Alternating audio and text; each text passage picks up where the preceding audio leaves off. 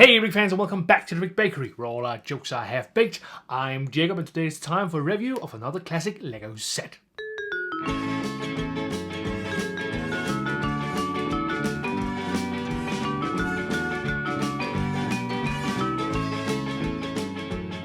Today we are having a look at the 5918 Scorpoin Tracker, which is a set from 1998 that consists of 31 parts and one minifig.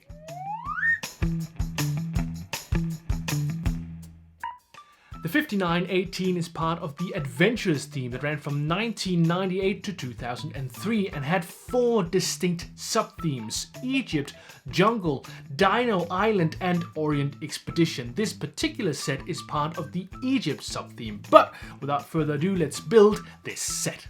The instruction book for this set right here is interesting because there's some strange angles going on this picture. If you take a look at the minifigure, it looks like he has been portrayed sort of straight on, maybe even a little from below his eyesight. And then there's this car which has been depicted, from an angle upwards and down. So there's actually 2 kinds of perspectives going on in this picture. I'm not sure I've seen this before on instruction booklets like this. However, the background is beautiful and those pyramids here are very, very cool. They give some great ambience, and these tire tracks down here are very nice too. Another interesting detail about this instruction book is the edges that has this, I don't know if some kind of pillar or some kind of pyramid thing going on here, and the numbers are very stylized. It looks kind of like an old treasure map with this background as well. That is very, very topical. I think it creates a great ambience for this little set. There's an alternate build in this manual, and it's this little go-kart looking vehicle right here, and our minifigure is looking like some kind of gold prospector maybe. It reminds me a bit of the Mighty Micros, which we've seen with some of the DC superheroes and such. Maybe this is some kind of a precursor. At least it's very different from the main build here, and it looks kind of cartoonish, I think. But let's get on with the build.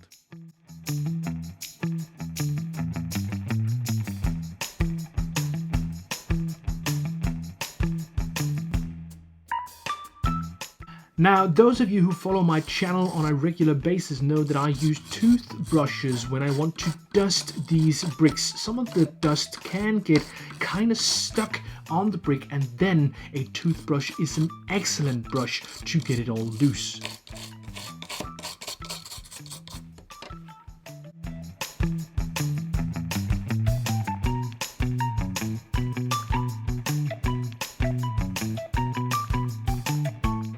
This piece here is interesting. It's an easy way to get a far better looking vehicle, but I also think it is kind of cheating. But this is some of the things we saw in the 1990s, late 1990s. We saw something equivalent in another adventurous set that I've reviewed here on my channel. You can check that out right here if you want to. But these big molded pieces are kind of cheating in my book, but they do look great, that's for sure. What is particularly interesting about the Adventurous theme is that while other themes take place in fictional settings, this theme mainly took place in real-world settings such as the Himalayas and the Amazon rainforest and Egypt, which is kind of interesting, I think.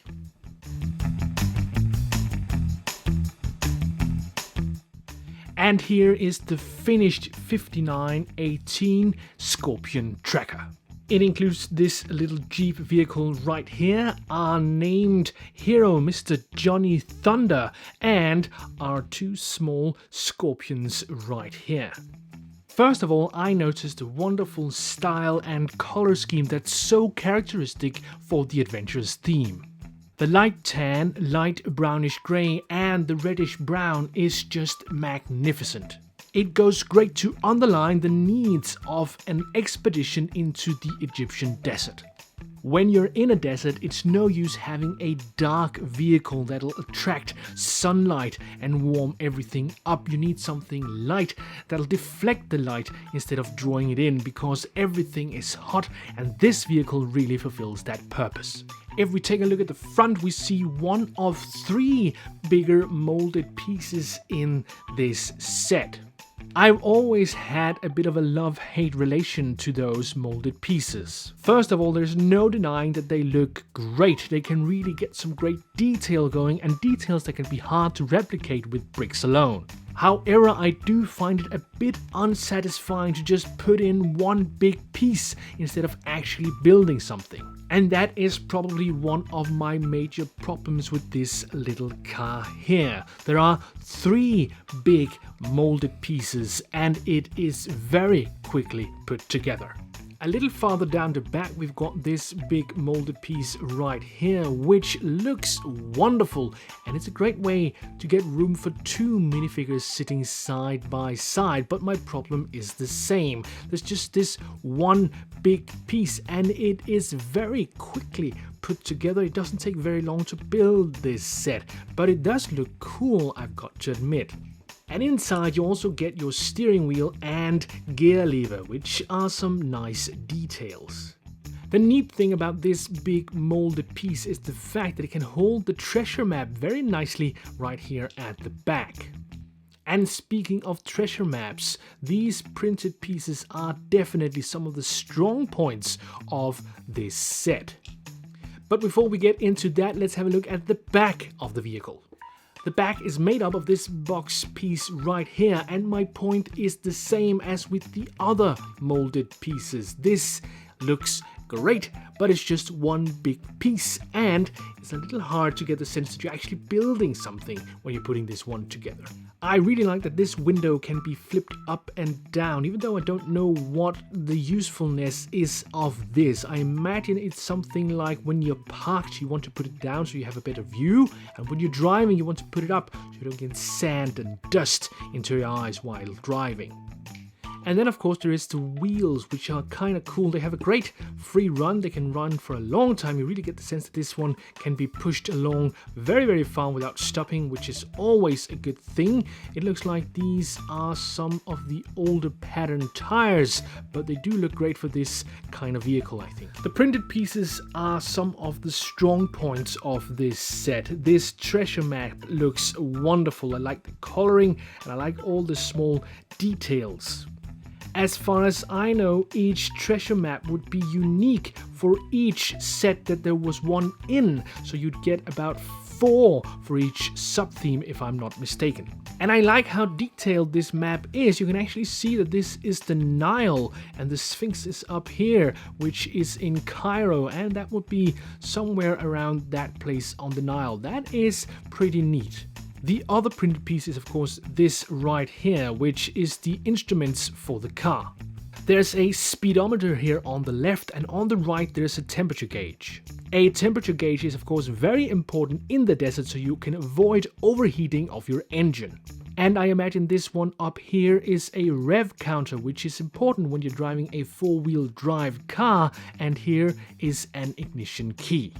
And if it's not an ignition key, it might be the switch that allows you to switch between 2-wheel drive and 4-wheel drive. And lastly, there are these small scorpions right here, which has become classics in their own right. As far as I can gather, these were introduced in the Adventurers line in 1998, and they are still in use today in 2019.